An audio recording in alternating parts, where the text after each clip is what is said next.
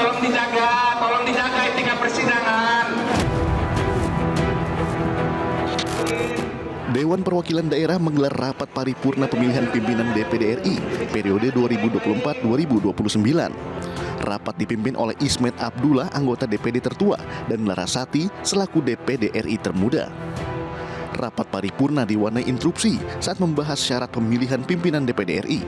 Sebelumnya DPD telah sepakat pemilihan pimpinan DPD dalam sistem paket. Namun saat rapat berjalan justru banyak anggota DPD RI yang melakukan interupsi. Dalam rapat paripurna, Sultan Najamuddin menang dari saingannya Lanyala Mataliti melalui proses pemungutan suara atau voting dengan memperoleh 95 suara, sementara Lanyala memperoleh 56 suara. Dengan perolehan suara tersebut, Sultan Najamuddin ditetapkan sebagai Ketua DPD RI. Kemudian GKR Hema sebagai Wakil Ketua 1, Yoris Raweai, Wakil Ketua 2, dan Tamsil Lindrung, Wakil Ketua 3. Yang kami lakukan adalah bagaimana memastikan agar lembaga DPD ini benar-benar menjadi lembaga yang dulunya diharapkan oleh masyarakat daerah. Lembaga perwakilan yang kuat, lembaga perwakilan masyarakat daerah yang memang pada akhirnya bisa menjawab.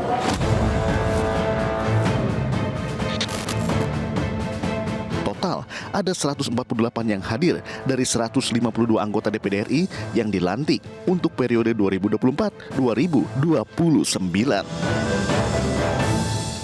Kalau kita lihat tadi apa yang terjadi adalah pergolakan untuk perebutan DPD. Tapi ini memang bertentangan dengan apa yang terjadi di DPR yang smooth begitu ya.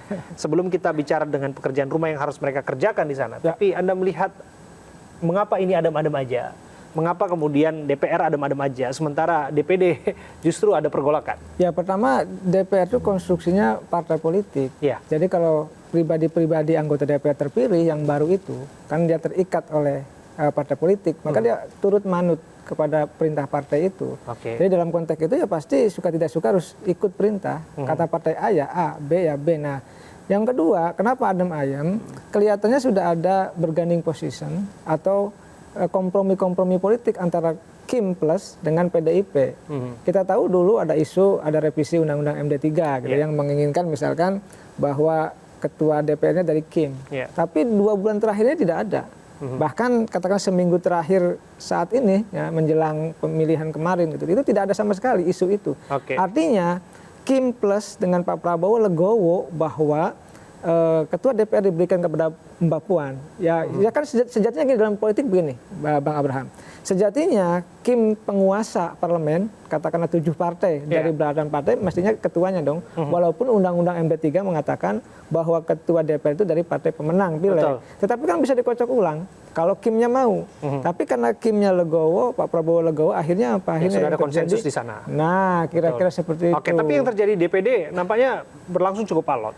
Nah, DPD beda. Mereka personal-personal, bukan terikat partai. Akhirnya mereka main sendiri. Jadi ada hasrat yang memang digerakkan di kubu-kubu yang ada di sana. Ya, yang kedua, ini kita lihat runtutannya, Bang. Ketika misalkan di akhir masa jabatan Pak Lanyala Mataliti itu, bagaimana misalkan ketika itu ingin ada perubahan tatib untuk yang baru. Ternyata kan ribut juga tuh sampai anggota DPT naik ke atas meja. Itu kan terjadi kisruh. Nah, itu rentetan dari kasus yang kemarin hingga di ujung pemilihan yang lalu.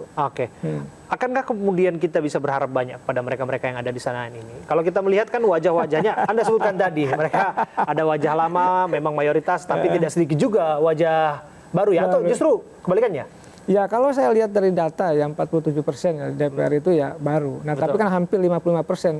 Sejatinya setiap 5 tahunan seperti itu komposisinya.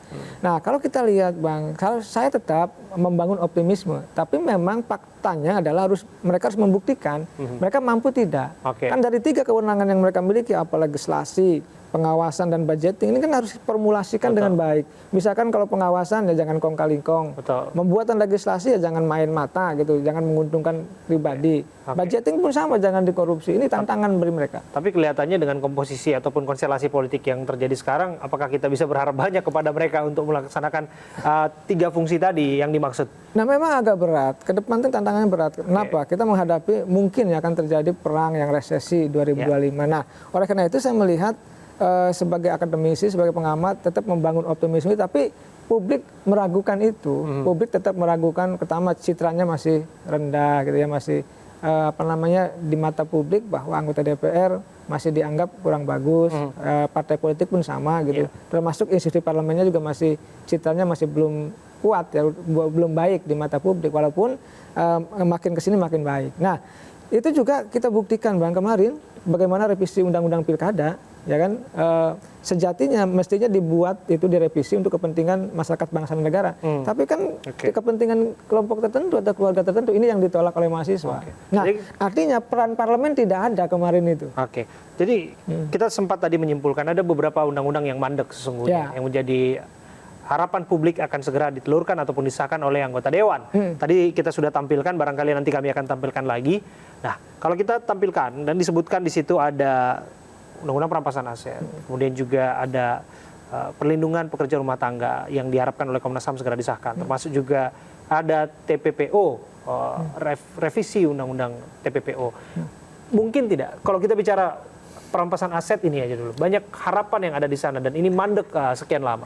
Nah ini kan gini, ini kan banyak konflik of interest-nya, Bang Abraham. Kenapa? Karena mohon maaf, orang-orang yang banyak berkasus kan pejabat. Dan itu ada di DPR, persoalan itu. Mereka yang buat regulasi, yang membuat undang-undang, mereka tidak mau. Rakyat yang mendorong, akademisi mendorong. Oleh karena itu saya melihat, ya politisi harus berjiwa negarawan. Artinya mengedepankan kepentingan masyarakat bangsa dan negara, bukan kepentingan pribadi, bukan mengamankan asetnya, bukan mengamankan, mohon maaf ya, misalkan mereka nanti akan terjadi tindak pidana tanda petik ya, korupsi ke mereka, saya tidak menuduh. Tapi kan yang punya potensi untuk arah korupsi kan pejabat-pejabat itu. Dalam konteks itu saya meyakini kalau mereka punya political will, ya punya integritas yang kuat ya, punya keinginan untuk bisa membangun bangsa, bahkan bisa meminimalisir korupsi, harusnya bisa disahkan, tidak perlu waktu lama. Seharusnya begitu. Seberapa yakin kita bahwa ini akan mungkin terjadi? Kalau kita melihat disebutkan bahwa ini akan jadi prioritas tentu saja perampasan aset. Tapi kan di sana juga ya, hampir pasti minus oposisi, apalagi setelah pertemuan nanti antara Bu Megawati dan juga Pak Prabowo itu benar-benar terwujud. Kita sudah bisa mereka-reka apa yang akan terjadi di masa depan. Ya, saya meyakini ya, saya sudah analisa Bang Abraham bahwa dengan dilantiknya Mbak Puan tadi, itu indikasi bahwa PDIP akan masuk koalisi. Kan? Jadi near opposition, tidak ada oposisi. Nah, oposisi akan diambil oleh kekuatan publik, kekuatan masyarakat, civil society, apa NGO atau mahasiswa. Nah, ini kan sebenarnya sama yang saya katakan tadi, revisi undang-undang pilkada sudah membuktikan itu, bahwa di ujung masa pemerintahan Jokowi yang bergerak mahasiswa, yang bergerak kekuatan civil society sehingga dibatalkan. Nah, saya meyakini ketika parlemen itu katakanlah kosong oposisi ya, oposisinya tidak ada, maka ya sebenarnya yang akan mengambil peran besar adalah yang mengontrol, yang mengawasi adalah kekuatan civil society tadi. Tapi sebenarnya tidak sehat, kan. Harus ada check and balances dalam demokrasi itu. Tetapi inilah exercise demokrasi kita. Kita lihat, kita uji apakah ini betul-betul bagus atau tidak. Ini akan teruji dalam pemerintahan Prabowo Gibran. Mengenai wajah-wajah baru yang ada di Senayan, kalau kita lihat bahwa wajah-wajah baru itu adalah wajah-wajah yang kita lihat juga mereka adalah artis-artis yang kerap kali menghiasi layar kaca. Apakah kita juga bisa berharap banyak kepada mereka? Ya, kalau saya tetap kita beri kesempatan pertama. Yang kedua, artis kan banyak latar belakangnya. Ada penyanyi, ada pelawak, gitu kan, ada aktor laga, ya kan, ada pesinetron. Nah, biasanya mereka punya kapasitas masing-masing, punya plus minus yang berbeda juga. Nah, biasanya aktor laga nih yang saya katakan biasanya mereka lebih smart, lebih bisa tampil, misalkan Dede Yusuf yang gitu-gitu loh ya.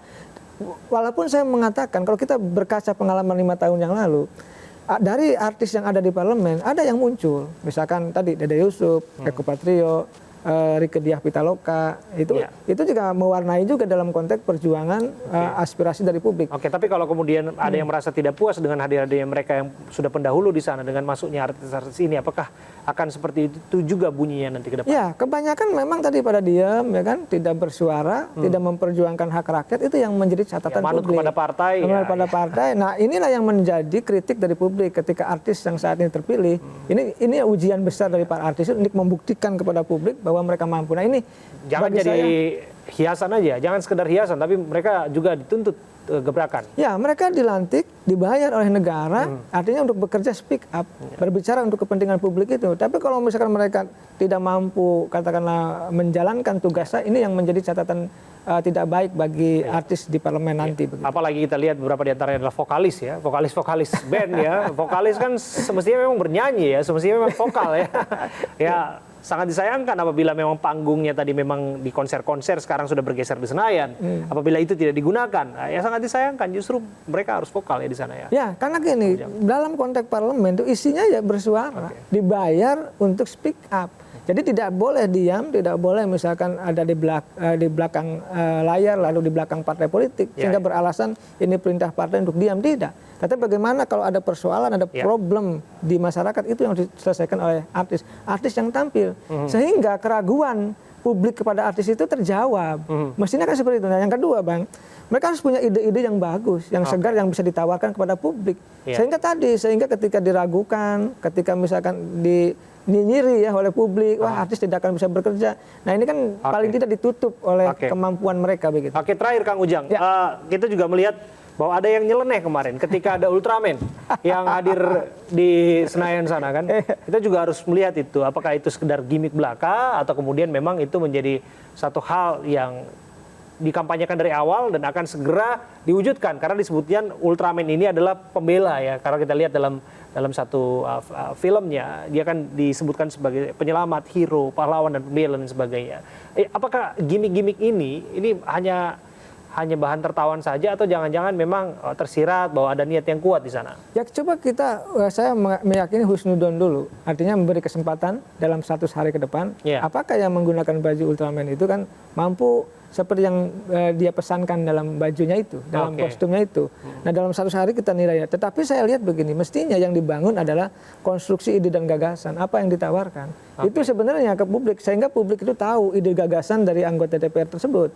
Oleh karena itu saya meyakini kita uji saja, apakah memang tadi gimmick itu akan menjadi sebuah kenyataan yang mereka tambal ya, artinya dengan ide gagasan yang muncul nanti. Saya meyakini Bang begini, apa yang dilakukan oleh mereka adalah bagian daripada entertain politik. Artinya selain substansi yang mereka bangun, ada hiburan-hiburan yang harus dibangun juga untuk tadi mendapatkan simpati dari perhatian publik itu. Tetapi memang kalau saya lihat ya Bang, yang harus dilakukan oleh mereka adalah perjuangan tadi, rakyat ini kan gini kalau bahasa saya.